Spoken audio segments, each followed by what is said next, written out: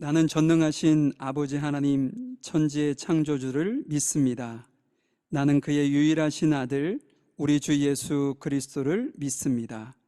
그는 성령으로 잉태되어 동정녀 마리아에게서 나시고 본디오 빌라도에게 고난을 받아 십자가에 못 박혀 죽으시고 장사된 지 사흘 만에 죽은 자 가운데서 다시 살아나셨으며 하늘에 오르시어 전능하신 아버지 하나님 우편에 앉아 계시다가 거기로부터 살아있는 자와 죽은 자를 심판하러 오십니다. 나는 성령을 믿으며 거룩한 공교회와 성도의 교제와 죄를 용서받는 것과 몸의 부활과 영생을 믿습니다. 아멘. 첫 번째 곡 예배합니다라는 찬양인데요. 이 시간 우리가 드려지는 그 예배가 주님께서 나를 다스리시는 시간이 되고 주님께서 홀로 영광 받으시는 시간이 되기를 소망하는 심정으로 주님께 좀 찬양을 올려드렸으면 좋겠습니다.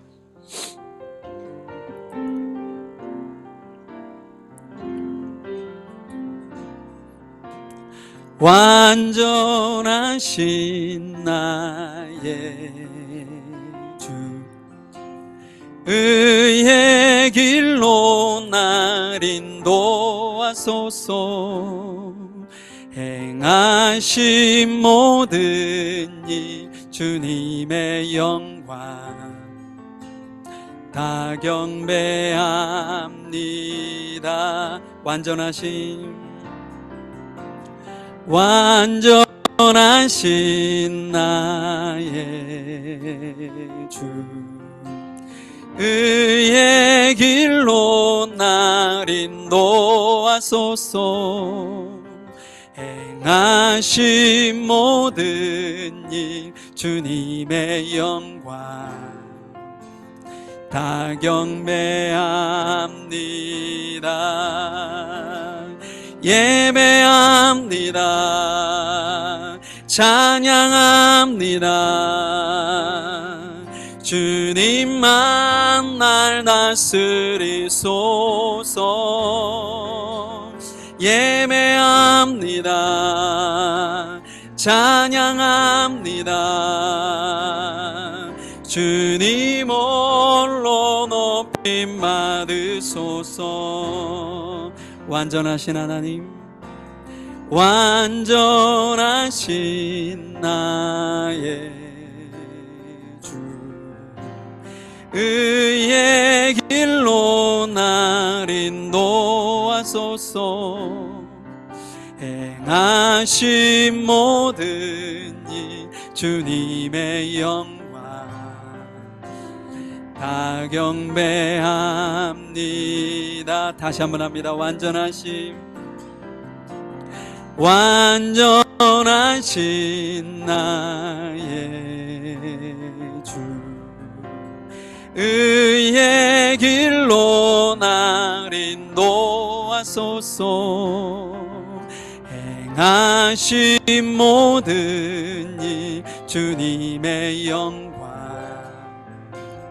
다 경배합니다. 예배합니다. 찬양합니다. 주님만 날 다스리소서. 예배합니다. 찬양합니다. 주님 홀로 높임 받으소서. 예배합니다. 찬양합니다. 주님만 날 다스리소서.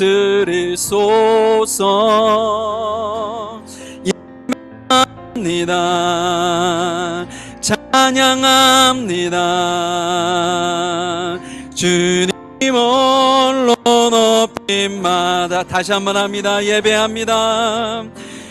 예배합니다. 찬양합니다. 주님만 날 다스리소서.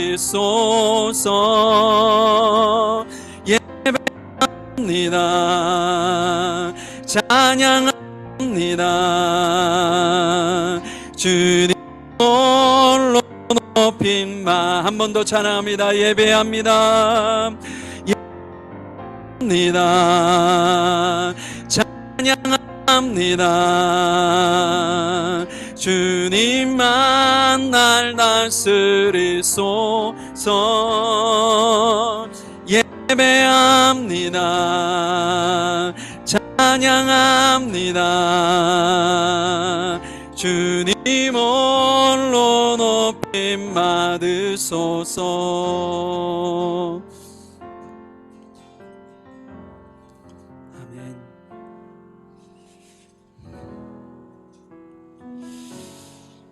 아멘. 지난 시간에 우리가 하나님을 송축하는 대상, 주체가 누구라고 우리가 확인했나요? 내 안에 있는 영뿐 아니라 내 속에 있는 것들, 다시 말해서 생각들, 뜻, 의지, 모든 것들이 포함이 되겠죠.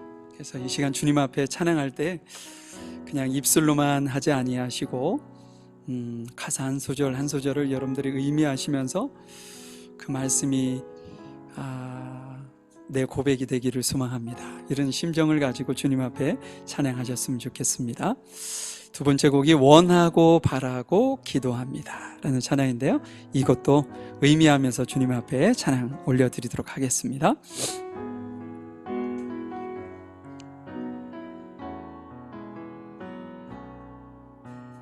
이 세상을 살아가는 동안에 나의 힘을 의지할 수 없으니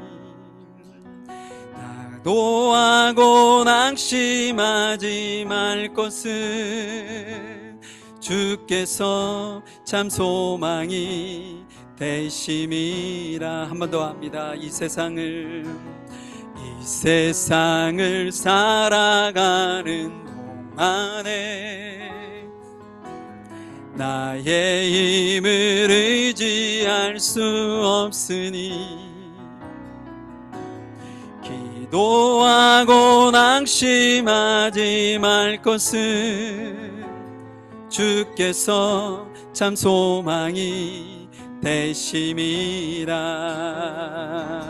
하나님의 꿈이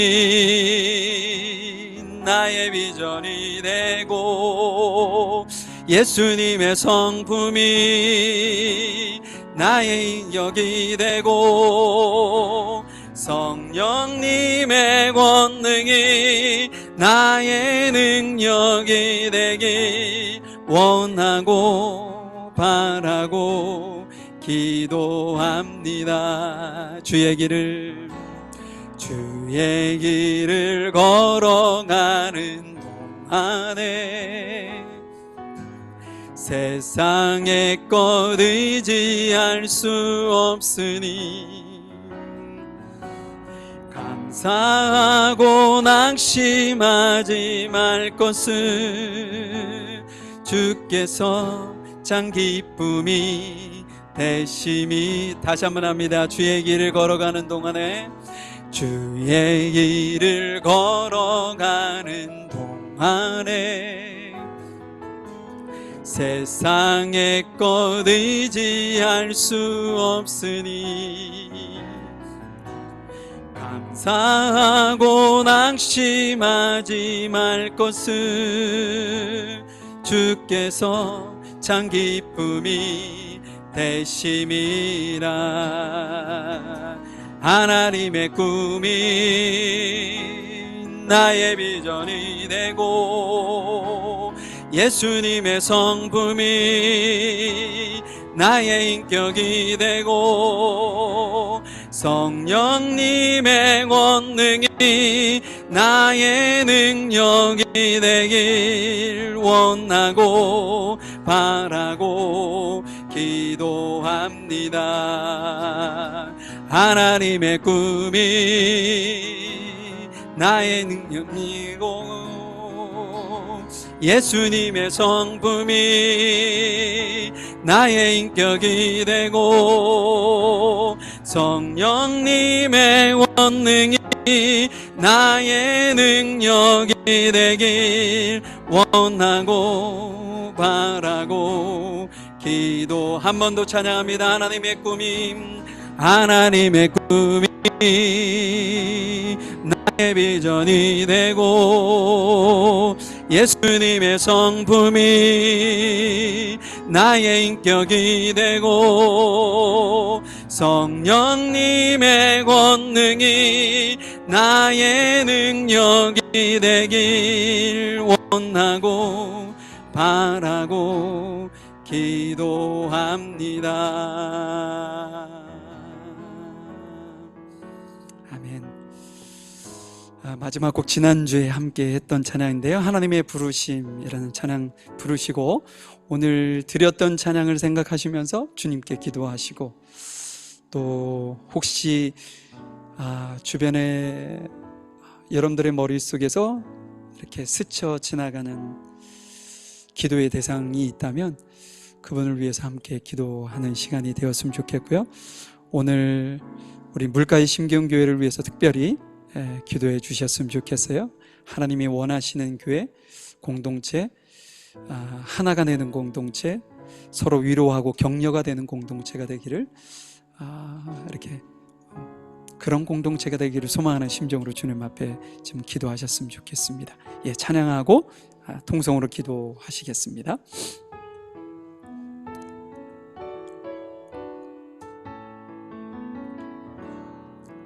하나님의 부르심에는 후회하심이 없네. 내가 이 자리에 선 것도 주의 주님이라. 하나님의 부르심에는 결코 실수가 없네. 나를 부르신 하나님의 진실하심을 믿네.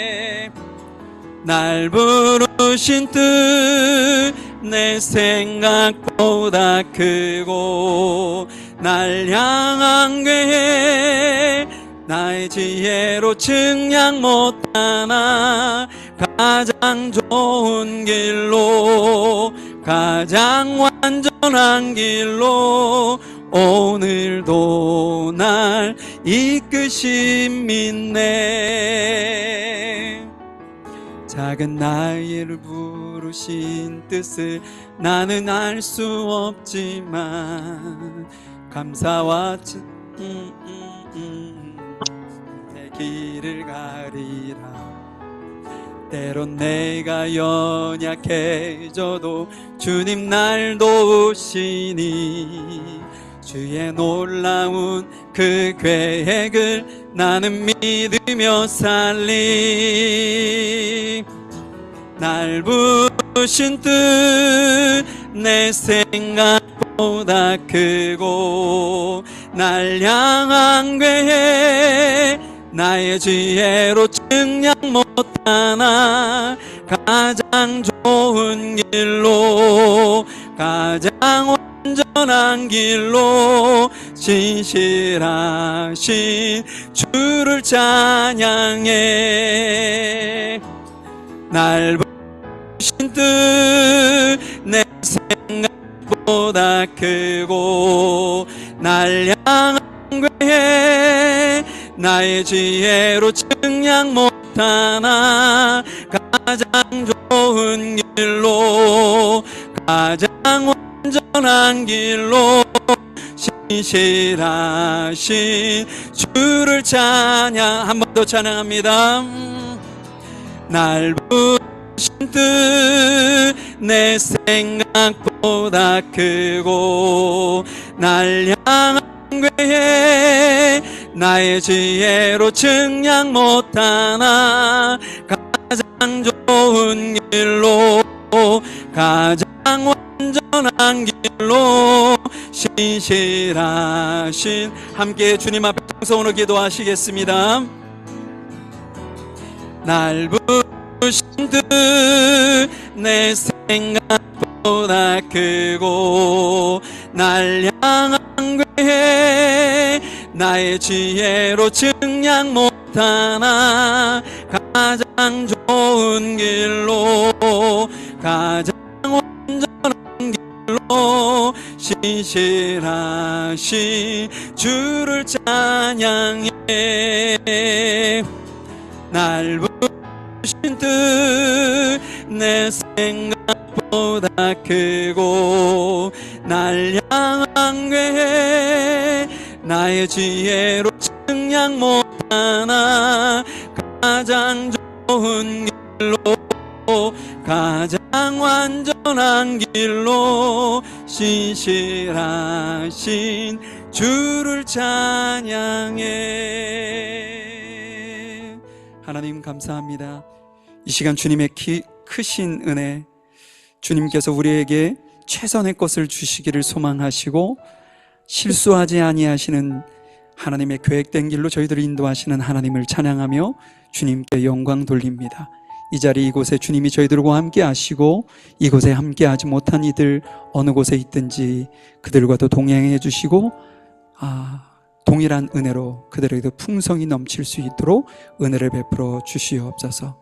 예수님의 이름으로 기도하였습니다. 아멘. 이 시간 최동술 장로님 나오셔서 저희들을 대표해서 기도 인도해 주시겠습니다.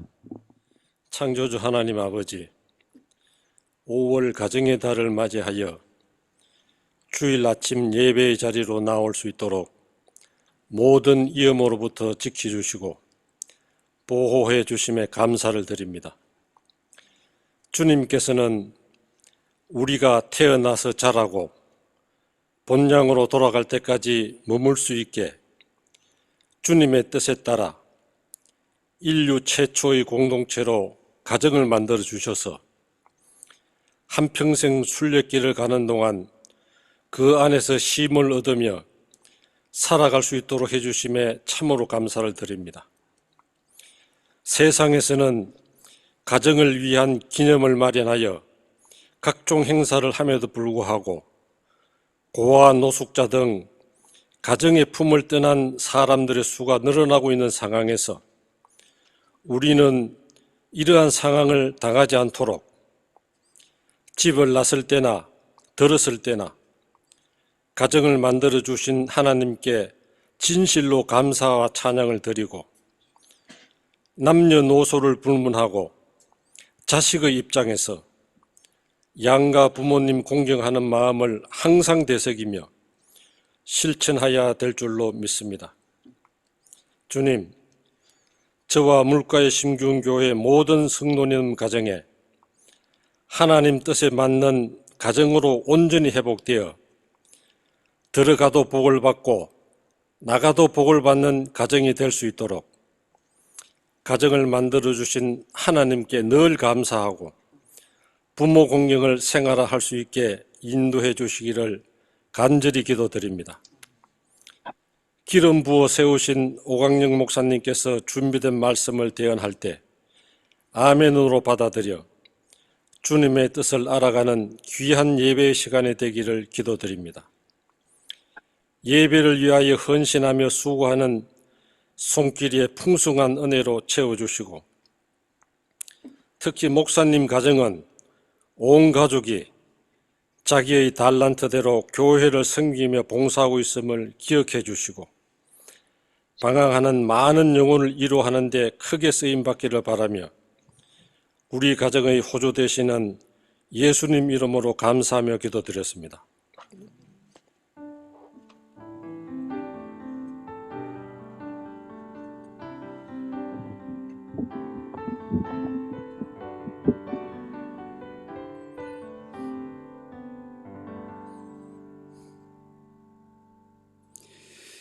예, 오늘 말씀은 사도행전 2장 37절부터 47절까지 말씀입니다.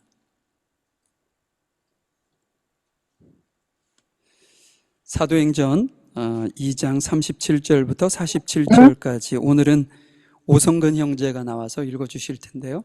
우리 다 일어나셔서 함께 말씀을 보도록 하겠습니다. 예배드려. 사람들은 이 말을 듣고 마음에 찔려 베드로와 다른 사도들에게 형제들 우리가 어떻게 하면 좋겠소 하였다. 그래서 베드로가 그들에게 말하였다. 여러분 모두 회개하고 예수 그리스도의 이름으로 세례를 받아 죄사함을 받으십시오. 그러면 성령을 선물로 받을 것입니다. 이 약속은 여러분과 여러분의 자녀들과 주 우리 하나님이 부르실 멀리 있는 모든 사람들에게 하신 것입니다. 이 밖에도 베드로는 많은 말로 증거하며 그들에게 이 타락한 세대에서 구원을 받으라고 권하였다. 그때 베드로의 말을 기꺼이 받아들인 사람들은 세례를 받았는데 그들의 제자의 수가 3,000명이나 추가되었다. 그들은 계속 사도들의 가르침을 받고 서로 교제하며 성찬을 나누고 기도하는 일에 전적으로 힘썼다. 사도들을 통하여 놀라운 일과 기적이 많이 나타나자 사람들은 모두 하나님을 두려워하게 되었다. 믿는 사람들은 다 함께 지내며 모든 것을 서로 나누어 쓰고 재산과 물건을 팔아 각자의 필요에 따라 나누어 주었다. 그들은 한 마음으로 날마다 성전에 모이기를 힘쓰고 집집마다 돌아다니면서 성찬을 나누고 기쁨과 진실한 마음으로 함께 식사하며 하나님을 찬양하고 보던 사람들에게 칭찬을 받았다. 그리고 주님께서도 구원받은 사람이 날마다 많아지게 하셨다. 예, 오늘은 4부작 영상이 오늘부터 4주간 나가는데요. 여러분들 인터뷰 하셨죠? 기획한 의도와는 다른 방향으로 인터뷰가 되었지만 그것을 짜집기 잘해서 아주 재밌는 영상을 만들었는데요. 그 영상을 보시고 준원아 앉아. 이 영상 봐야지. 아니 의자에 앉아. 영상 보고 재미난 영상 보고 기도하고 주일학교는 내려가도록 하겠습니다. 물가의 신기운 교회란?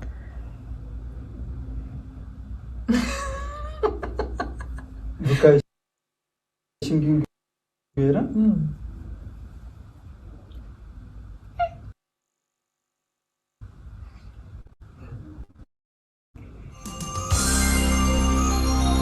그것이 알고 싶다. 물가에 심기운 교회라? 제작진이 물가에 심기운 교회에 대한 제보를 받아서 찾아가 봤습니다. 물가에 심기운 교회란 그저 평범한 교회 같지는 않았습니다. 나의 삶의 근간 뿌리가 되는 마치 목탕 같은 곳. 예배가 끝나자 층간소음이 심해지면서 교우들이 바쁘게 움직이더군요.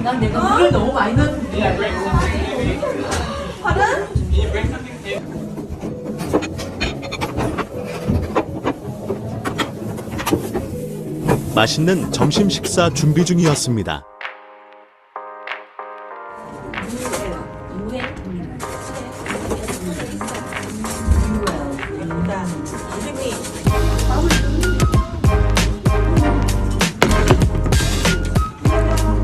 진짜 높다. Are you excited? Oh my god, 진짜 I'm like so. 맛있을 것 같은 소리 질러. 해가 직방이어서.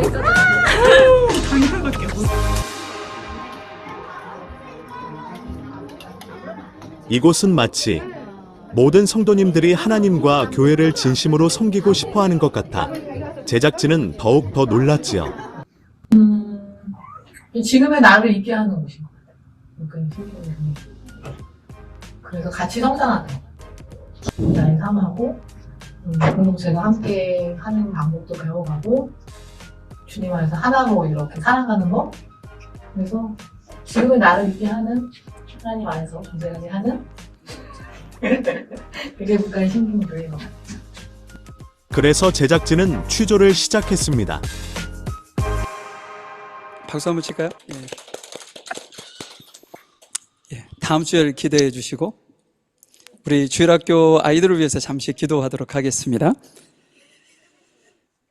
하나님 감사합니다. 우리 귀한 자녀들을 위해서 이 시간 축복하며 그들을 위해서 기도합니다. 주님께서 우리 교회에게 허락하신 귀한 자녀들에게 지혜와 지식과 총명과 명철의 신을 부어주시고 하나님을 잘 믿고 잘 섬기는 정말 정직하고 진실한 아이들로 성장할 뿐 아니라 세상 가운데서도 모든 사람들에게 꼭 필요한 존재들로 성장하기에 부족함이 없도록 지정의의 모든 것을 갖춘 아이들로 성장할 수 있도록 도와주옵소서. 이 일을 위하여 세운 교사들에게 지혜를 주시고 은혜를 주시고 감당할 수 있는 은혜를 주셔서 우리 주일학교가 더욱더 아름답게 세워져 나가는데 부족함이 없도록 인도해 주옵소서. 함께 하시는 주님의 귀한 은혜 감사하며 예수님의 이름으로 기도하였습니다. 아멘. 예, 청년들이 사부작으로 만든 거거든요. 그래서 다음 편도 기대해 주시면 좋지 않을까 싶습니다. 보통 5월은 가정의 달로 지키죠. 그래서 저도 5월 5일인데 좀 아이들을 위한 말씀을 준비할까 하다가 그냥 매일 성경으로 진행되는 그 말씀을 그냥 하는 게 더 낫겠다 그런 생각이 들어서 그냥 오늘은 오늘 매일 성경 본문을 가지고 여러분들과 말씀을 좀 나눠보려고 합니다.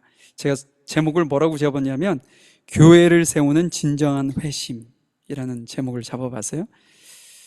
교회를 세우는 진정한 회심. 제가 오늘 말씀을 질문을 하고 그 질문을 통해 본문을 보고 거기서 한번 성경에서 우리에게 어떻게 말씀하시는지 적용까지 한번 해보는 식으로 그렇게 한번 진행을 해보도록 하겠습니다. 자, 먼저 제가 질문을 여러분들에게 한번 해보죠. 베드로의 설교에 대한 유대인들의 반응은 어떠했나? 그러니까 왜냐하면 어제 여러분들이 묵상하신 내용이 실은 베드로가 유대인들을 앞에다 놓고서 설교했던 내용이거든요. 그 설교의 내용은 여러분들이 알고 있는 것과 별반 다르지 않습니다. 그러니까 예수님께서 십자가에 고난당하시고 죽으신 일과 또 예수님께서 죽은 자 가운데서 부활하신 일, 그리고 하나님께서 모든 백성들에게 약속하신, 그러니까 그 예수님을 믿기만 하면 구원을 허락해 주시겠다는, 하나님의 자녀 삼아 주시겠다고 하는 그 공통된 약속, 그 말씀을 베드로가 전했을 뿐이에요. 그런데 이스라엘 백성들이 의외의 반응을 했다는 거죠. 그것이 오늘 본문 37절에 나오는데 한번 37절의 말씀을 볼까요? 사람들이 그 말을 듣고 마음이 찔려서 형제들이여 우리가 어떻게 하면 좋겠습니까? 하고 베드로와 다른 사도들에게 말하였다. 그들이 말씀을 듣고 난 다음에 뭐라고 얘기해요? 마음이 찔렸다, 이런 표현을 쓰고 있어요. 마음이 찔렸다. 다시 말해서 그들이 베드로의 설교를 듣는 내내 마음이 괴로웠던 것 같아요. 불편했던 것 같아요. 자기들이 듣고 싶지 않은 이야기가 나왔었던 것 같기도 하고 자신들의 잘못된 것을 막 후벼 파는 것 같은 느낌을 받았는지도 모르겠습니다. 그러면 그들이 왜 마음이 괴롭고 또 그것이 마음에 찔린다라고 표현을 했었을까? 여러분들 뭐 잘 아시겠지만 유대인들이 예수님을 어떻게 했나요? 하나님을 신성 모독했다고, 그죠? 하나님의 이름을 망령되게 이끌었다는 그 죄명으로 예수님을 십자가에서 무차별하게 잔인하게 죽인 이들이 그들이잖아요. 예수님을 십자가에 못 박으라고 고래고래 소리를 지르면서 사람들의, 군중들의 생각들을 한 저기로 모아서 막 그들을 했던 그 유대인들이 베드로의 그 설교를 들으면서 그때 그 장면이 생각났던 거죠. 그래서 마음에 부담감이 있고 찔리는, 이걸 어떻게 회복할 수 있지? 라는 생각을 갖게 되었던 거죠. 여러분, 그들이 마음이 찔렸다라는 것은요, 감정의 어떤 약간의 변화? 미안한데, 이 정도가 아니에요. 예수님에 대한 미안한 마음, 그 예수님을 따라다녔던 그 제자들에 대한 그 어떤 미안한 마음, 그런 게 아니라, 그 감정적인 선에서 끝나는 것이 아니라 그 순간, 설교를 듣고 있는 그 순간 성령께서 그들에게 찾아오신 거예요. 그래서 그들의 마음을 만지신 거죠. 어떻게 만지셨는가? 그전에는요, 그들이 하나님의 말씀을 믿지 못했어요. 믿지 못하던 그 말씀이 베드로가 설교를 하는 순간 어때요? 그것이 믿어지게 되었다는 거죠. 지금까지 자신들이 행했던 것이 다 옳은 일로 생각하고 예수님을 십자가에 못 박는 그것까지도 자신들은 하나님의 선하신 뜻을 따라 한 것이라고 당당하게 했던 그들이 그 일이 하나님이 일하시는 것을 내가 가로막는 일이었구나 라는 것을 그제서야 깨닫게 되었다는 거죠. 지금까지 들려지지 않았던 하나님의 말씀이 그들의 마음 안에 들려지기 시작했던 거죠. 성령의 은혜로 말이죠. 그들은 어떻게 반응을 했나요? 지금 오늘 37절에 보니까 뭐라고 했습니까?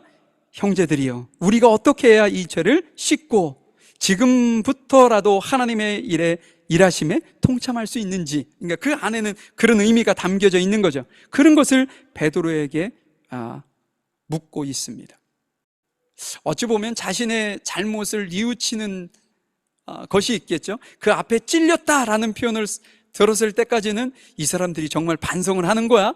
아니면 어떻게 살겠다는 거야? 막 이런 걸 몰랐는데 그들이 베드로에게 우리가 어떻게 해야 이 잘못된 것을 바로잡을 수 있습니까? 라는 이야기를 통해서 보았을 때는 그들이 지금 철저하게 반성을 하고 뒤돌아서려고 하는 것을 우리는 짐작할 수 있는 거죠.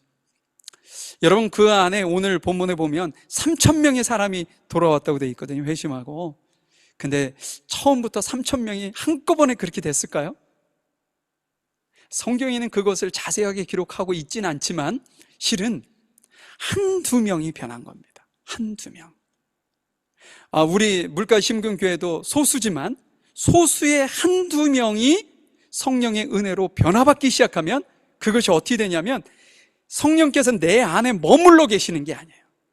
나를 변화시킨 그 성령께서 내 옆에 있는 이들에게도 동일한 은혜로, 그래서 성령의 은혜는 전염성이 있다고 그러잖아요. 내 옆에 있는 사람들도 동일하게 변화시키는 그런 어떤 일들을 벌인다는 거예요. 그래서 한두 명으로 시작했던 그 변화, 회심의 사건이 공동체적으로 바뀌어서 베드로의 설교를 듣고 회심하고 돌아온 이들이 몇 명이라고요? 3,000명까지 이르게 됐다는 거예요. 그래서 당시 예루살렘 교회는 그 한두 명의 회심을 통해서 급성장하게 된 교회였다는 거죠. 그래서 교회를 세우는 원동력은 어디로부터 오는가? 한 사람의 회심으로부터 온다는 거죠. 자, 그러면 여러분들에게 제가 적용 질문을 한번 해보죠. 여러분들은 지금까지 하나님의 말씀이 여러분의 마음에 들려졌을 때 어떻게 여러분들은 반응하셨습니까? 어느 때는 실은 이럴 수도 있죠. 주님께서 내게 주시는 말씀인데도 불구하고 그것을 못 느끼고 그냥 스쳐 지나간 적도 여러분들이 있을 겁니다. 혹은 마음에 들려진 그 말씀이 그냥 단순히 내가 성경을 아는 정도의 수준, 그러니까 지식적으로 그것을 받아들이고 그것을 심각하게 내 삶에 적용하지 못했던 그런 때도 여러분들 있지 않았을까 싶습니다. 저를 봤을 때 그렇습니다. 그런데 야고보서의 1장 22절에 보면 아주 기가 막힌 말씀이 있어요. 야고보서 1장 22절 말씀을 보면 말씀은 행하는 사람이 되십시오. 그저 듣기만 하여 자신을 속이는 사람이 되지 마십시오. 이 야고보서는 예수님 동생 야고보가 기록한 성경이에요. 근데 야고보가 예수님이 죽는 그 순간까지도 자기의 형인 예수님을 믿지 않았어요. 어떻게 생각했냐면 우리 형은 미쳐서 저렇게 돌아다니는 거야 라고 생각했던 사람이었어요. 근데 그가 예수님이 죽으신 이후에 부활하셔서 그 부활하신 예수님을 보는 간, 형인 예수를 보는 그 순간 예전에 예수님께서 하셨던 그 말씀이 마음으로 다가오기 시작한 거죠.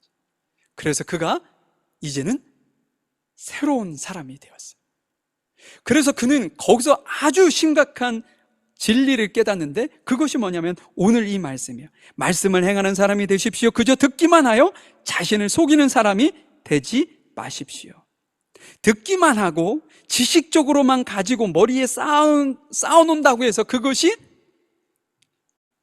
나를 어떤 하나님의 자녀로 성숙되게 하는 그런 원동력이 그 안에서 나오지 않는다는 거예요. 다시 말해서 나는 성경적 지식을 많이 가지고 있으니까 나는 하나님을 잘 믿는 사람이야.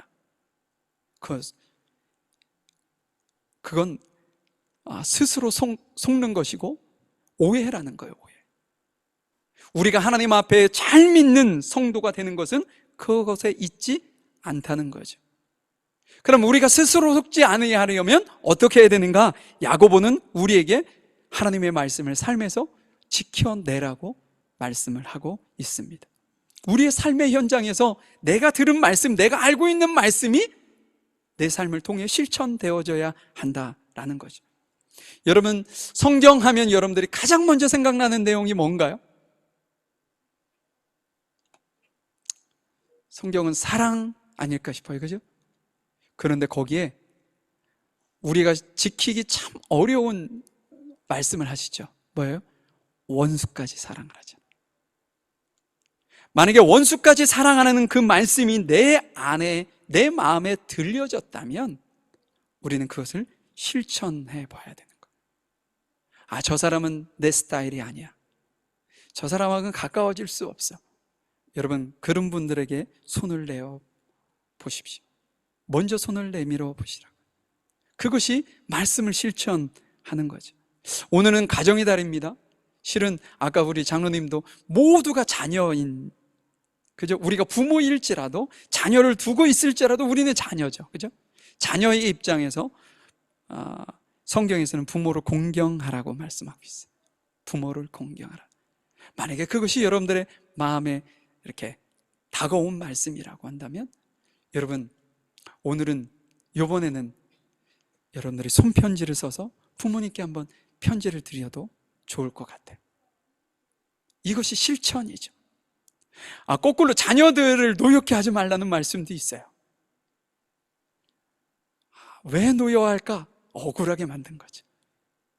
그것이 여러분들의 마음속에 들려진 말씀이라면 우리 자녀들 한번 이해해 보시려고 노력해 보시라는 거죠. 내 눈에 차지 않아도 그 아이를 이해하려고 노력해 보시라는 거예요. 그러면 그 아이가 지금 어떤 마음을 가지고 있고 지금 어떤 상태인지 알 수 있어요. 그 아이가 왜 저렇게 심란하게 하고 있는지 그 내면을 파악할 수가 있어요. 주의를 거룩하게 지키라는 말씀도 있죠. 만약에 여러분들이 그 말씀을 받아들이셨다면, 여러분들이 마음에 들리셨다면 한번 실천해 보시라는 거죠. 내가 어떻게 하면 하나님이 기뻐하시는 거룩한 주의를 주님 앞에 올려드릴 수 있을까? 그냥 시간이 되었으니까 매주 반복되는 루틴처럼 교회 가서 예배 드리고 그냥 바로 이렇게 내 일상으로 돌아와서 친구들도 만나고 막 친구들 만날 수 있고, 그렇지만 여러분들이 한번 고민해 보라는 거죠. 내가 어떻게 하면 주일을 하나님께서 기뻐하시는 거룩한 날로 지킬 수 있을까? 꼭 여러분들이 교회에 머물러 있어야 거룩한 게 아닙니다. 여러분, 예배 끝나고 식사도 안 하고 다 뿔뿔이 흩어져도 상관없어요. 그런데 그날 여러분들이 돌아가는 가정에서 혹은 친구들을 만나는 그 장소에서 여러분들이 하나님의 자녀임을 드러내고 있느냐, 내가 그 이날을 거룩하게 지키기 위해서 내가 그 무엇인가를 그 누군가에게 내가 하나님의 사랑을 공급하고 있느냐, 이게 중요한 거죠. 이게. 하나님께서는 우리에게 지금 그것을 요구하고 계십니다. 지금 야고보가 신앙인들은 그렇게 살아야 된다는 거예요. 너희들이 하나님의 말씀을 듣기만 하여 스스로 속지 마라. 너희들이 성경 지식이 많다고 해서 너희들이 하나님을 잘 믿는 게 아니다.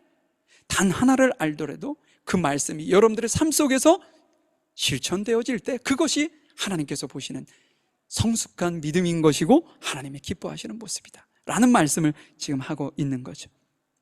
자, 두 번째 질문을 드려보죠. 베드로가 이전에 잘못된 길에서 돌아서려는 유대인들에게 어떻게 그러면 권면했을까요? 그들이 베드로에게, 사도들에게 물었잖아요. 우리가 어떻게 해야 이 자신들의 이 실수, 어려움에서 벗어날 수 있습니까? 라고 얘기한 거예요. 자, 한번 볼까요? 38절에 보면 베드로가 대답하였다. 회개하십시오. 그리고 여러분 각 사람은 예수 그리스도의 이름으로 세례를 받고 죄 용서를 받으십시오. 그리하면 성령을 선물로 받을 것입니다.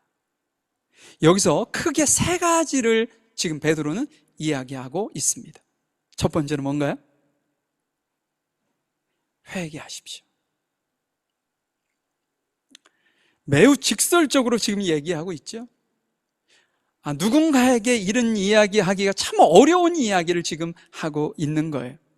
여러분, 아무리 훌륭한 인품을 가지고 성품을 가지고 있다 해도 누군가가 자기의 잘못을 지적질하는 순간 감정이 욱하게 되어 있어요. 아무리 자기가 잘못한 것을 알고 그 말이 옳은 이야기라 할지라도 누군가에게 잘못한 것을 직접적으로 지적을 하면서 너 회개해야 살 수 있어 라고 얘기하는 그 말은 모든 사람이 듣기 어려운 이야기라는 거죠. 그러니까 지혜가 필요한 거죠, 그죠? 그런데 베드로는 지금 급한 거예요. 이것을 돌려서 이 사람들이 상처받지 않고 그것을 그냥 이해할 정도의 여유가 없는 거죠. 그래서 베드로는 직설적으로 얘기한 거예요. 회개하라고. 뭘 회개하는 건가요? 너희들이 지금까지 예수님을, 죄 없는 예수님을 십자가에서 억울하게 그렇게 비참하게 못 박은 사실, 그거 회개해. 너희들이 하나님의 말씀을, 율법을 달달달달달 외우기만 했지 그 말씀이 여러분들의 삶에 실천되어지지 못한 것을 회개해. 베드로는 그들에게 아주 강력하게 회개할 것을 요구한 거죠. 여러분, 예레미야서 25장 5절에 보면 이런 말씀이 있어요. 주님께서 예언자들을 시켜 여러분에게 이렇게 말씀하셨다. 그러니까 하나님께서 이스라엘 백성들에게 하고 싶은 말씀이 계셨는데 그것을 누구를 통해서 대신했냐면 선지자들을 보내서 대신했다는 거예요. 어떤 이야기를 했는가? 너희는 각기 자기의 악한 삶과 온갖 악행을 그치고 뭐라고요? 어서 돌아오너라. 그러면 나 주가 너희와 너희 조상에게 준 땅에서 너희가 길이길이 살 것이다. 지금 이스라엘 백성들이 하나님의 말씀을 지키지 않고 제멋대로 살은 거죠. 하나님의 율법을 달달달달 외우긴 했지만 그것이 머릿속에는 있었지만 자신의 삶에는 자신의 생각이 있고 자신의 고집이 있고 자신이 살고 싶은 대로 살았던 거예요. 그래서 하나님의 말씀과는 멀리 떨어진 악한 삶, 온갖 악행을 저질렀던 이스라엘 백성들에게 뭐라고 하시나요? 어서 돌아오라고, 어서 돌아오라고 말씀을 하고 있어요. 회개는요, 단순히 죄를 인정하는 것이 아닙니다. 단순히 내가 이런 잘못을 했구나, 그리고 다음에 또 반복해서 똑같은 그때 또 내가 이런 잘못을 했구나, 이것은 회개 아닙니다. 회개는 그런 뉘우침과 동시에 죄로부터 돌이켜 하나님께로 돌아오는 거예요. 지금 예레미야는 이스라엘 백성들에게 회개하라고 얘기하는 거죠. 어서 하나님께 돌아오라고. 가던 길이 잘못된 길이니 수정하고 돌아오라는 거예요. 하나님께서 우리에게 이런 말씀을 하고 계시는데 실은 우리의 어떤 가지고 있는 악한 성품 때문에 그러지 못할 때가 참 많이 있어요. 요즘에는 내비게이션이 너무 잘 돼 있잖아요, 그죠? 가고자 하는 길을 세팅을 하고 쫙 가다가 길을 잘못하면 어때요? 거기 있는 여자분이 자세하게 또 안내를 해주잖아요. 경로 이탈됐다고, 경로 이탈됐다. 계속 가면 계속 경로 이탈됐다고, 거기서 우회전해서 다시 가라고 막 이렇게 너무 친절하게 안내를 해주잖아요. 이 성경이 실은 내비게이션과 같은 거예요. 우리가 가는 그 길에, 우리가 잘못 가는 그 길을 성경은 끊임없이 우리에게 정확한 우리가 가야 할 길을 제시해 주십니다. 그래서 우리는 실은 말씀을 읽어야 되는 거예요. 말씀을 읽어야 내가 어떻게 살아가는 것이 하나님께서 기뻐하시고 하나님의 자녀된 삶을 살아가는지를 깨닫게 되는 거죠. 실은 회개하는 사람은 성경을 읽는 사람이에요. 진정한 회개를 하는 사람은 성경을 읽지 않고는 회개가 나올 수 없어요. 왜냐? 반성하고 자기가 또 원하는 길로 가는 사람은 전혀 그것이 반성이 아니죠. 회개가 아닙니다. 성경을 봐야 거기서 하나님께서 우리에게 제시하는 그 길을 갈 수 있다. 그래서 이 회개는요, 우리의 삶을 뉘우치고 하나님께로 돌아가기 위해서는 뭐가 필요해? 결단이 필요한 거예요. 결단을 하고 내가 이렇게 사는 것이 편하지만, 이것이 내가 편한 삶이지만 그거 탁 돌이켜서 이제 하나님께서 원하시는 삶을 살기로 작정하는 거죠. 자, 첫 번째는 회개였고, 두 번째는요, 세례를 받으래요. 세례를. 여러분, 세례가 어떤 의미인지 여러분들 아시죠? 자, 로마서 6장 3절 4절 말씀을 보면 이렇게 되어 있습니다. 세례를 받아 그리스도 예수와 하나가 된 우리는 모두 세례를 받을 때 그와 함께 죽었다는 것을 여러분들은 알지 못합니까? 그러므로 우리는 세례를 통하여 그의 죽으심과 연합함으로써 그와 함께 묻혔던 것입니다. 그것은 그리스도께서 아버지의 영광으로 말미암아 죽은 사람들 가운데서 살아나신 것 같이 우리도 또한 새 생명 안에서 살아나기 위함입니다. 세례가 어떤 의미라고요? 세례는 예수님과 우리가 하나가 되는 거래요. 하나가 되는 거. 그런데 이 오늘 3절 4절에서 주는 이 하나가 된다는 의미가 다른 의미가 아니에요. 예수님과 하나가 되어 같이 죽고 예수님과 하나가 되어 같이 사는 것, 그것이 하나라는 거예요. 연합한 자가 된다라고 말씀을 하고 있다는 거죠.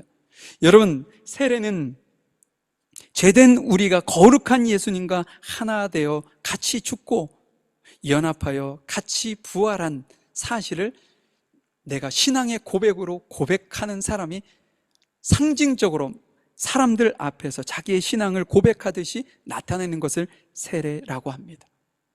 근데 지금 이스라엘 백성들에게 베드로가 너 회개해, 그리고 회개해서 그 지난 삶에서 돌이켜서 이제 하나님께서 주시는 그 말씀대로 산다고 한다면 너 세례받아.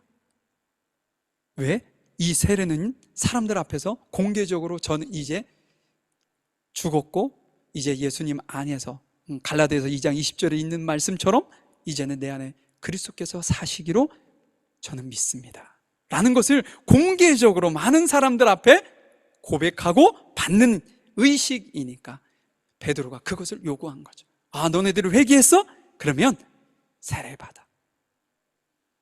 마지막으로 뭐라고 얘기하냐면 성령을 선물로 받으리라 약속을 하십니다. 그러니까 그러니까는 회개를 통해서 믿음으로 세례까지 받았습니다. 그죠?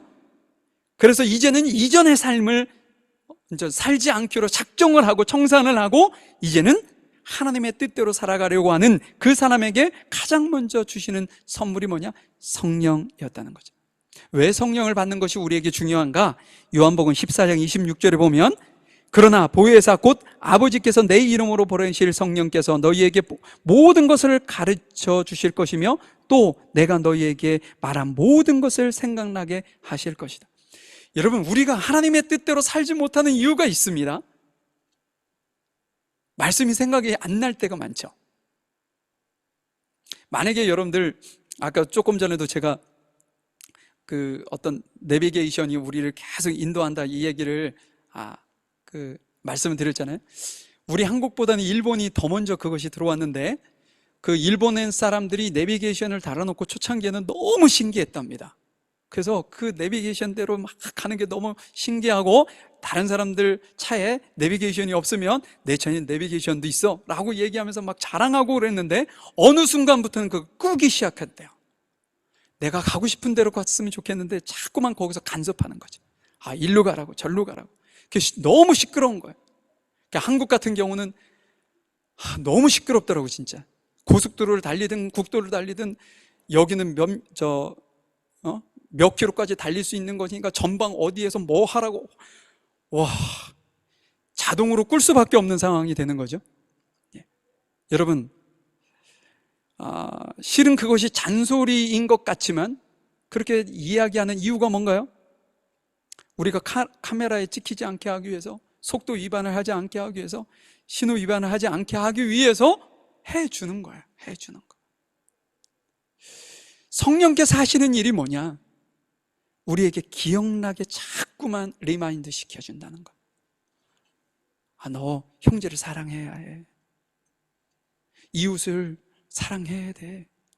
하나님께 기도해야 돼. 말씀 읽어야 돼. 막 이라는 것을 계속 마음으로 다가오도록 성령께서 계속 코칭해 준다는 거죠.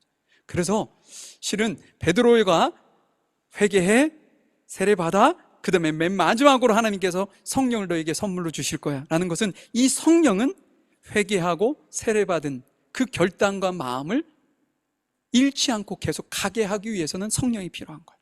그렇기 때문에 성령을 우리에게 선물로 주시겠다 말씀하신 거죠. 자, 여러분, 그러면 이 약속이, 회개하고 세례받고 성령을 주시겠다는 이 약속이 누구에게 하신 약속인지 38절에 보면 이렇게 되어 있습니다. 이 약속은 여러분과 여러분의 자녀와 또 멀리 떨어져 있는 모든 사람, 곧 우리 주 하나님께서 부르시는 모든 사람에게 주신 것입니다. 만약에 이 약속이 이스라엘 백성들, 지금 베드로의 설교를 듣고 회심하고 돌아오기로 작정한 그 사람들에게만 주어진 말씀이라면 우리에게 얼마나 이게 실망이 되겠어요. 그러나 그때로부터 거의 2000여 년이 지난 지금 현대를 살아가고 있는 우리에게도 동일하게 이 말씀은 동일한 약속이라는 거예요. 특별히 누구에게요? 여러분의 자녀에게도 주신 약속이다. 여러분의 집에 계신 자녀들을 말씀으로 교육하셔야 돼요. 그러니까 그걸 교회에만 맡겨두시는 게 아니야. 집에서 부모가 단 한마디라도 그 말씀을 실천하듯, 성경에서 형제를 사랑하라고 그랬어, 자녀를 노엽게 하지 말라고 말씀하셨어. 그래서 여러분들이 자녀를 안아주면서 내가 너를 오해하거나 너의 마음을 아프게 했다면 미안해, 이것도 실은 실천인 거죠. 그 약속이 그들의 약속이 되기 위해서는, 여러분들이 하는 역할이 너무나도 중요하다는 거죠. 계약을 갱신해야 한다고 했잖아요. 그래야 우리 것이 된다고 했죠. 여러분은 계약해서 갱신해서 여러분들의 말씀이, 하나님과의 언약이 여러분들의 계약이 되었는지는 모르겠지만 아직 우리 자녀들은 아닐 수도 있어요. 그 아이들이 하나님의 말씀에 재계약, 갱신해서 자신의 언약으로 말씀을 살아갈 수 있도록 여러분들이 도와주셔야 된다는 것이죠. 자, 여러분은 예수님을 나의 구조로 영접하고 삶에서 그분의 주권을 그러면 인정하고 여러분들은 살고 계십니까? 이 질문을 다른 말로 얘기한다면 당신은 구원의 확신을 가지고 사십니까? 아니면 하나님의 자녀의 삶을 살고 계십니까? 라는 질문으로 바꿀 수도 있을지 모르겠습니다. 자, 로마서 10장 9절 10절 말씀을 한번 보죠. 졸리신 것 같은데 우리 같이 한번 읽어볼까요? 이거 빨리 에어컨이 고쳐져야 되는데요, 그죠? 자, 함께 이렇게 한 목소리로 한번 읽어보도록 하겠습니다. 시작. 당신이 만일 예수는 주님이시라고 입으로 고백하고 하나님께서 그를 죽은 사람들 가운데서 살리신 것을 마음으로 믿으면 구원을 얻을 것입니다. 사람은 마음으로 믿어서 의에 이르고 입으로 고백해서 구원에 이르게 됩니다. 여러분, 이것이 구원의 핵심 교리를 담고 있는 구절이에요. 여러분들이 이 말씀을 잘 이해하시면 구원이 무엇이구나, 구원을 내가 어떻게 받을 수 있구나 라는 것을 여러분들이 아실 수 있다는 거죠. 여러분, 이 구원을 이해하고 우리가 구원을 받기 위해서는 우리가 앞에서도 말씀을 언급되어졌던 것처럼 예수님의 십자가와 부활이 빼앗겨서는 이해할 수가 없어요. 구원은 예수님을 나의 구주로 믿고 입으로 신하는 사람만이 얻을 수 있습니다. 이 말을 다시 얘기한다면 구원은요, 우리가 일상에서 주님의 주권을 인정하고 살고 있느냐, 내 뜻이 아니라 하나님의 뜻을 따라 사는 삶을 살고 있느냐, 그것이 여러분들이 구원받은 증거가 되기도 하고 내가 아직도 멀었구나라는 증거가 될 수도 있다는 거죠. 지금 예루살렘에 모여지는 그 유대인들은 지금 이러한 결단을 하고 이렇게 터닝 포인트를 가지고 주님 앞에 나와 오고 있습니다. 그들을 통해서 무엇이 이루어졌어요? 예루살렘 교회가 부흥하기 시작한 거죠. 그곳이 그 말씀을 그렇게 받아들이고 성령의 인도하심을 받는 이스라엘 백성들이 어떻게 바뀌었는지 한번 45절부터 말씀을 보도록 하죠. 그들은 재산과 소유물을 팔아서 모든 사람에게 필요한 대로 나누어 주었습니다. 그리고 날마다 한 마음으로 성전에 열심히 모이고 집집이 돌아가면서 빵을 떼며 순전한 마음으로 기쁘게 음식을 먹고 하나님을 찬양하였습니다. 그래서 그들은 모든 사람에게서 호감을 샀고 주님께서 구원받은 사람을 날마다 더하게 하셨습니다. 그들의 삶이 이전의 삶하고는 너무나도 다른 삶으로 변한 그들의 모습을 보게 됩니다. 그 전까지는 무엇으로 살았냐면 자기 욕심으로 살았어요. 자신을 지키고 자기를 보호하고자 하는 마음으로만 살았다는 거죠. 그런데 예수님을 영접하고 그분의 그 깊으신 뜻을 이해하고 자신들이 십자가에 못 박은 그 예수님이 자신들을 구원해온 구원자이시고 하나님께서 큰 계획 가운데 그들을 이 땅 가운데 보내셨는데 내가 하나님의 뜻을 방해했구나 라는 것을 깨닫고 돌아온 그들의 삶은 이전과는 너무나도 다른 삶으로 바뀌었다는 거죠. 자기 욕심을 따라 살던 사람이 욕심을 포기하고 사는 사람이 되었고 가장 귀한 것을 나눌 줄 아는 신앙이 되었고 특별히 영혼 구원에 온 힘을 다하는 사람들로 사람들이 바뀌게 되었다는 거죠. 여러분 여기서 그들은 재산과 소유를 다 팔아서 서로 나눴다. 그러니까 우리도 다 재산을 내어놓아서 다 같이 나누고 이런 의미가 아닙니다. 여기서 이야기하는 의미는 실은 여러분 바닷물의 그 염도가 몇 %인지 아세요?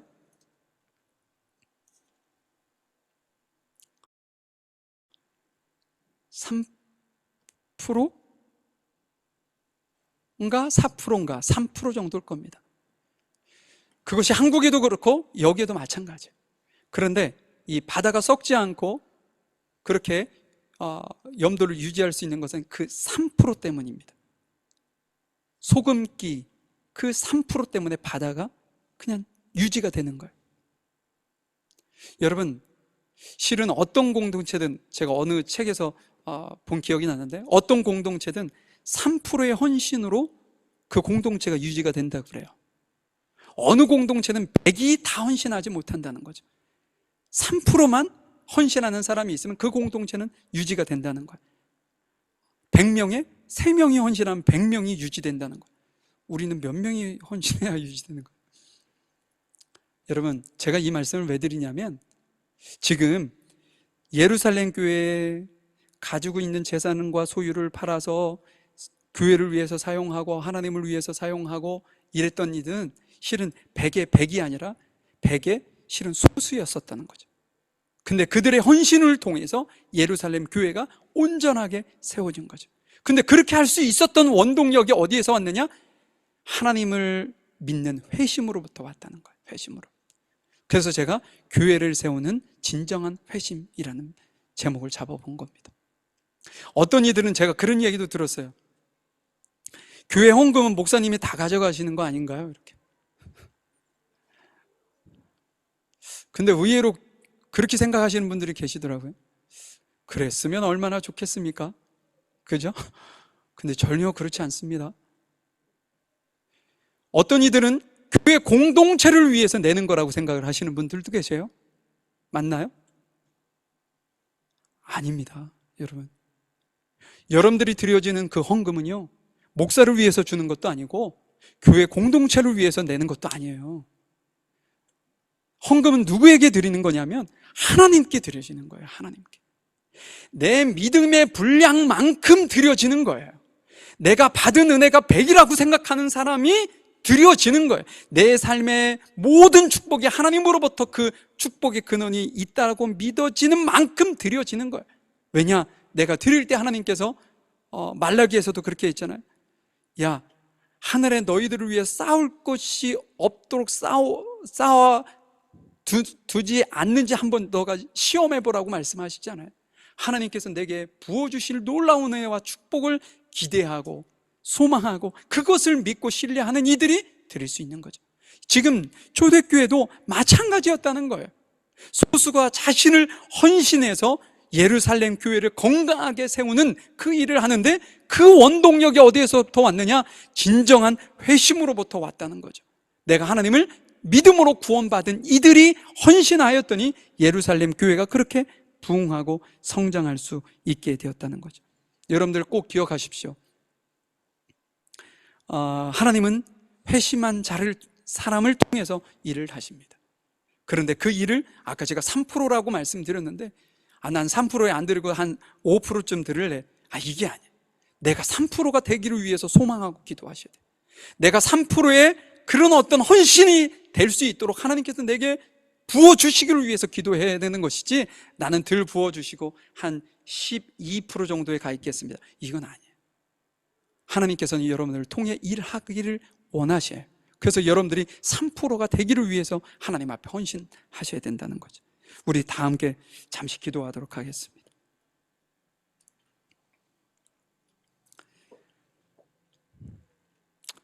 아버지 하나님, 이스라엘 백성들이 하나님의 아들 되신 예수님을 비참하게 아주 잔인하게 십자가에서 못 박아 죽였던 그 완악하고 강팍했던 이스라엘 백성들이 복음을 듣고 그 복음이 그들의 마음, 완악한 마음들을 기경하여 엎었더니 그들이 이제는 변화되어 하나님을 위해서, 하나님의 일을 위해서, 하나님의 나라와 의를 위해 확장되는 그 일을 위해 자신의 삶을 헌신하고 드릴 수 있는 그러한 일꾼들로 주 앞에 세워졌음을 저희들이 확인했습니다. 주님, 우리 물가심기운교회가 더욱더 하나님 앞에 아름다운 공동체, 건강한 공동체, 주님이 기뻐하시는 공동체가 되기 위해 주님, 저의 온전한 회심을 통해 주 앞에 드려지는 헌신된 삶이 되어질 수 있도록 저희들을 인도하시고 이끌어 주시옵소서. 그러므로 인해서 하나님께도 영광이 되고 주변에 많은 도움이 필요한 이웃들에게도 우리 물가심기운교회가 선한 영향력을 줄 수 있는 교회 될 수 있도록 은혜를 베풀어 주시옵소서. 모든 것 주님께 감사드리며 사랑 많으신 예수님의 이름으로 기도하였습니다. 아멘. 278장 사랑하는 주님 앞에 1절, 3절 찬양하시고 준비하신 예물 드리도록 하겠습니다.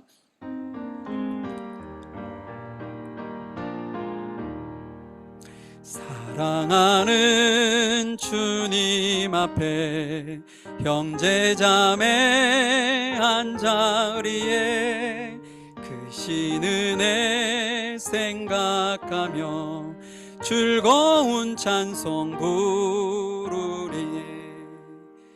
내 주 예수 복을 받아 모든 사람 내 몸같이 환난 근심 위로하고 진심으로 사랑하세.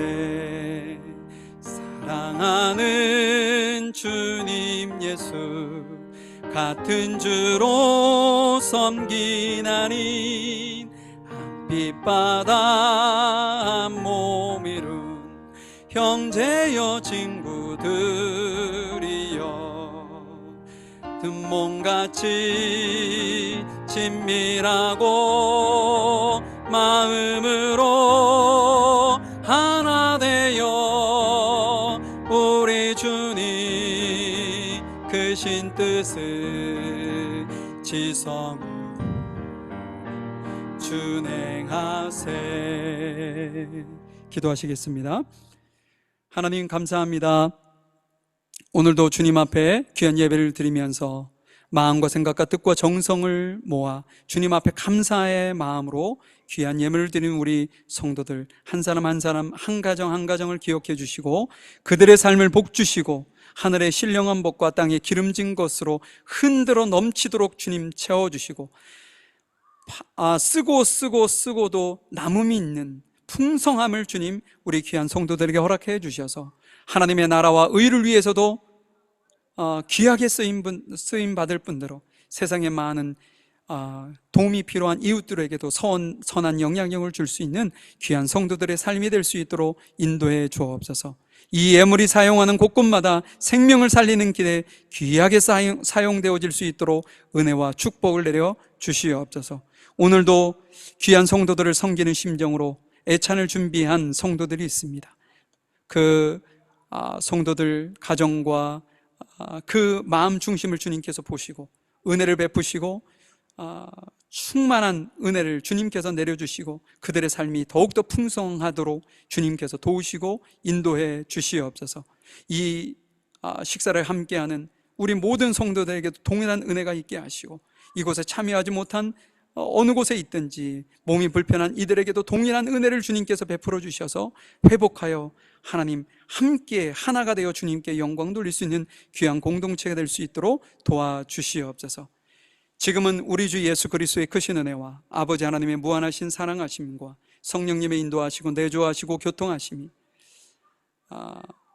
진정한 회심을 통해 하나님의 나라와 의를 세우는 일과 교회를 건강하게 하나님께서 기뻐하시는 교회로 세우기를 원하는 우리 모든 성도들 머리 위에와 이들의 가정과 사업장 일터 위에 학업 위에 지금부터 영원히 함께 하시기를 간절히 축원하옵나이다.